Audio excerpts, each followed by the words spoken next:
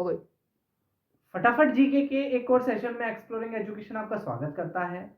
अभी विपक्ष ने जो चीफ इलेक्शन कमिश्नर है ज्ञानेश कुमार जी, उनको हटाने को लेकर एक प्रस्ताव लेकर आए हैं। तो आज की वीडियो में हम इलेक्शन कमीशन और इलेक्शन कमिश्नर को हटाने के से जुड़े हुए प्रस्ताव के बारे में बात करेंगे। तो हमारे कॉन्स्टिट्यूशन के चैप्टर 15 के अंदर आर्टिकल 324 से लेकर 329 में मेंशन है इलेक्शन कमीशन का।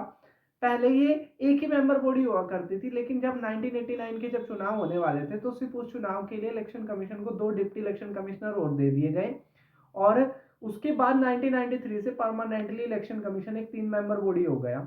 इनका जो अपॉइंटमेंट होता है वो राष्ट्रपति करते हैं और उसकी ना एक कमेटी होती है, उस कमेटी की रिकमेंडेशन पर, जिसमें पहले चीफ जस्टिस ऑफ इंडिया भी शामिल हुआ करते थे, लेकिन अब चीफ जस्टिस ऑफ इंडिया उसमें शामिल नहीं होते।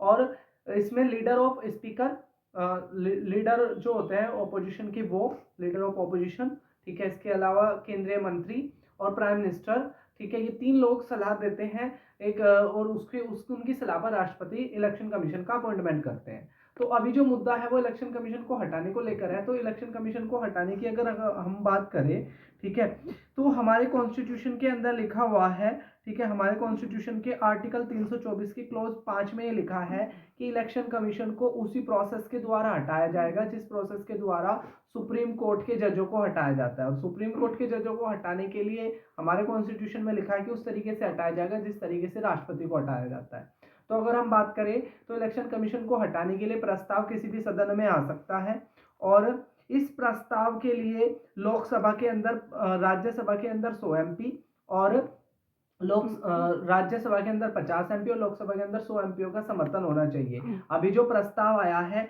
इसमें जो 130 लोकसभा के एमपी ने और 63 राज्यसभा के एमपी ने इस प्रस्ताव को आगे बढ़ा दिया है।